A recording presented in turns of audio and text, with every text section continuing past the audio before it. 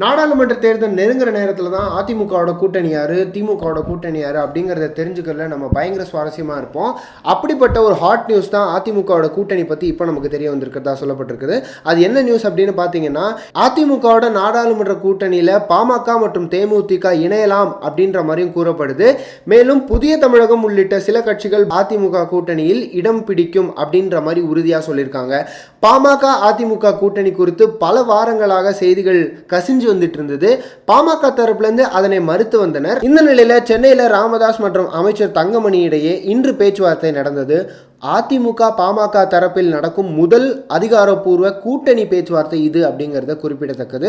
இதன் பின்னர் சென்னை அடையாறில் உள்ள ஒரு நட்சத்திர ஹோட்டலில் முதல்வர் எடப்பாடி கே பழனிசாமி, துணை முதல்வர் ஓ பன்னீர்செல்வம் உள்ளிட்ட அமைச்சர்கள், அதிமுக மூத்த நிர்வாகிகள் வருகை தந்தனர். சிறிது நேரத்திற்கு பின்னர் பாமக நிறுவனர் ராமதாஸ் மற்றும் அன்புமணி ராமதாஸ் ஆகியோர் வருகை தந்தனர்.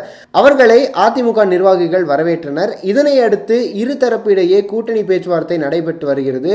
தொகுதி பங்கீடு குறித்து முக்கிய விஷயங்கள் பேசப்பட்டு வருகின்றன. பாமகவுக்கு மொத்தம் 7 தொகுதிகள் ஒதுக்கப்பட்டுள்ளதாக தகவல்கள் நமக்கு சொல்றாங்க.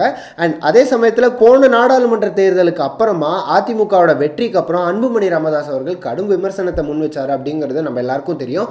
கூட்டணியில முக்கிய அங்கமாக இருக்கக்கூடிய பாஜகவோட பியூஷ் கோயல் இன்னைக்கு மத்தியானம் வர்றதாகவும் பல செய்திகள் வெளிவந்திருக்கு. அண்ட் அதே சமயத்தில் பாஜகவும் அதிமுகவும் கூட்டணி அமைக்கிறதுக்கான ஹெவியான சான்சஸ் இருக்கு அப்படின்ற மாதிரி பல பேர் பல தரப்புலன்னு சொல்லியிருக்காங்க.